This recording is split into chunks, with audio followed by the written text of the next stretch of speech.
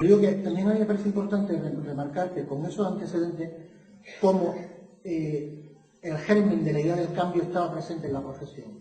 Digo, tanto de esto que os digo del análisis como a mí me resulta muy curioso cómo se abraza en la profesión, incluso en las escuelas, que yo creo que había que hacer un homenaje, el merecido homenaje que le hemos hecho a las Teresas, yo creo que había que hacerlo extensivo a muchas de las profesoras de la escuela, porque entonces todas eran profesoras, como personas con una formación evidentemente religiosa, incluso hoy religiosa, subieron dar digamos, ese salto al cambio. Entonces todos hablábamos en la escuela del cambio, no sabemos el cambio para dónde ni para qué, pero queríamos hacer el cambio. Entonces, la idea de la reconceptualización nos vino como agua de mayo, es decir, de alguna manera teníamos ese referente de cómo estábamos. Y yo creo que de una manera intuitiva también la profesión supo de alguna manera entrar en esa senda que se marcaba en estos momentos. Y fue muy curioso, yo repasando estos días, estos libros, apuntes y tal, para ver el tema, a mí me resultaba muy curioso y no le encontraba ninguna explicación, nada más que de alguna manera esa intuición de hacer el cambio, como en los años 70, que en España se produce todo el movimiento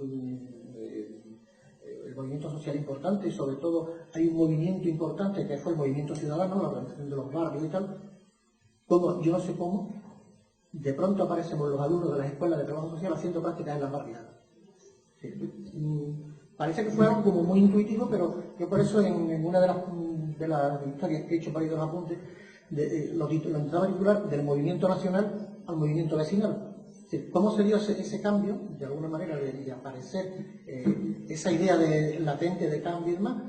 Y yo recuerdo incluso siendo alumno, cómo nos llegaban demandas a la escuela para que fuéramos a hacer prácticas. Las demandas normalmente llegaban de las parroquias y tal, que eran donde se organizaba de alguna forma ese movimiento vecinal, las incipientes asociaciones de vecinos. Yo creo que tenemos, los trabajadores sociales, teníamos también que apuntándose tanto, ¿no? Hicimos mucho por el nacimiento del movimiento vecinal y por el movimiento y por el nacimiento de esas asociaciones, ¿no?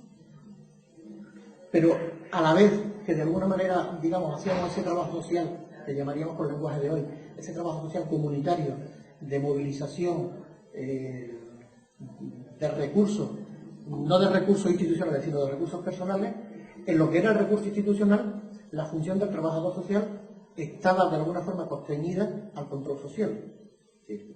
En el tribunal de las menores quitaban a los niños, en el psiquiátrico de alguna forma te relacionabas con la familia, le aportabas una parte, y había esa dicotomía, que yo creo que siempre nos hemos movido en la dicotomía, entre lo que era la realidad de la calle en la que nosotros estábamos y lo que era la realidad institucional que de alguna forma nos imponía lo que era la estructura institucional, ¿no?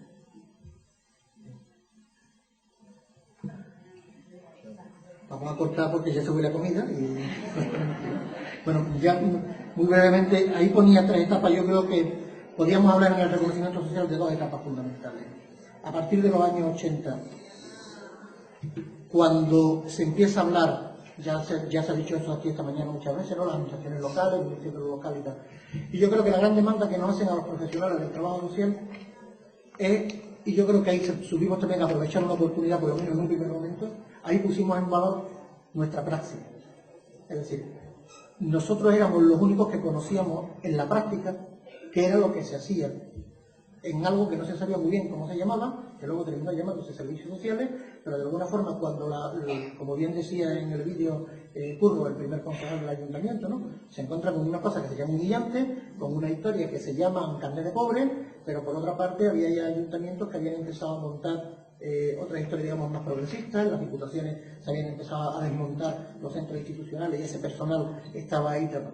¿Quién conocía de eso? Pues lo único que conocíamos de eso éramos trabajadores sociales. Y nos llaman de alguna manera para que aportemos ese conocimiento práctico que en ese momento hacía falta, ¿no?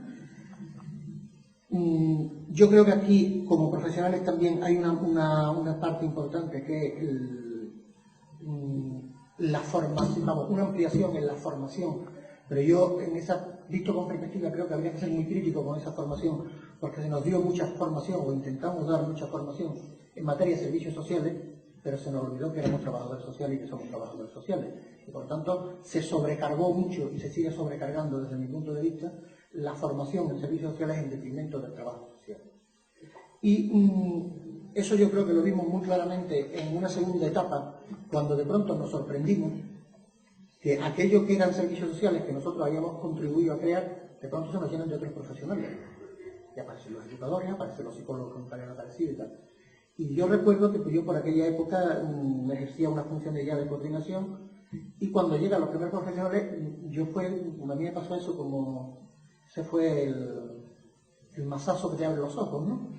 Cuando yo reúno a mi primer equipo interprofesional y le digo al psicólogo, ¿tú qué vas a hacer? Y el psicólogo ahí me cuenta su estrategia de intervención con la familia. Y el educador me lo cuenta lo mismo. Y cuando llega el trabajador social me cuenta cómo se va a organizar el servicio. ¿No? Tú como trabajador social vienes a trabajar con una familia determinada, pero el jefe de servicio soy yo que soy jefe. Los trabajadores sociales teníamos la desviación de los servicios sociales y de organizar los servicios sociales. Y de pronto nos encontramos, yo ponía ahí en la diapositiva que hicimos un papel de Sherpa, ¿no? Como le pasa a los montañeros, y cuando se llega al Everest, todo el mundo conoce el nombre de Hillary, el primero que llegó al Everest y tal, pero el que iba cargado con la mochila era el Sherpa y nadie se acuerda de él.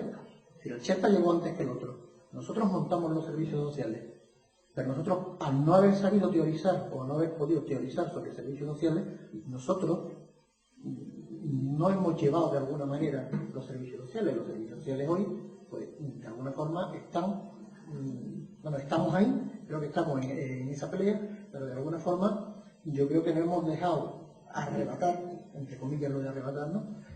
Determinadas parcelas, quizás por no habernos mirado un poco más el ombligo, por no haber entendido ese reconocimiento de que somos trabajadores sociales, que trabajamos en servicios sociales unos, pero otros trabajan en otro sitio y que por tanto tendríamos que tener esa identidad, ¿no? Y por terminar, como decía Carmen antes, con el siglo XXI, yo no quería ser crítico, pero ya que ya me ha dado tiempo lo seré, ¿no? Porque digo que en estos momentos todos y todas estamos un poco pensando en el tema de dependencia como si fuera Mr. Marshall, ¿no? El bienvenido Mr. Marshall, es decir, la dependencia no lo va a resolver todo. Yo entiendo que la dependencia es una gran oportunidad, pero tenemos que tener cuidado porque también se puede convertir en una gran amenaza. ¿Sí? La dependencia no son los servicios sociales. La dependencia tendría que estar dentro de servicios sociales, y en Andalucía estamos corriendo un riesgo, yo creo que inminente y grave, de que sea justo al revés. La dependencia es el hijo rico que llega, se mete en la casa y se queda con la propiedad. Creo que algo de eso nos puede estar pasando, de la misma forma que nos puede estar pasando algo de eso como trabajadores sociales. La dependencia creo que es un regalo envenenado desde el punto de vista de la profesión, porque una vez más, con el pretexto de que vamos a ser prescriptores de recursos y que por tanto podemos extender una receta que va a ser atendida, nos volvemos a convertir una vez más en mediadores de recursos y por tanto vamos a ser administradores de recursos. Si tanto tiene, si el binomio necesidad de recursos, yo creo que es el invento del diablo para la profesión. Sí, aquí tiene la necesidad, aquí tiene el recurso. No, usted. Yo quiero ser un terapeuta social, si vale la expresión, y quiero de alguna forma intervenir en las dinámicas personales y sociales para que los cambios los protagonicen los propios usuarios, no se los protagonicen desde otro sitio. Por lo tanto, yo creo que esa reflexión deberíamos de hacerla entre todos y deberíamos de intentar profundizar en ese reconocimiento, porque creo que probablemente no estemos respondiendo a las expectativas que los usuarios pudieran esperar de nosotros. Y con esto pues nos vamos a...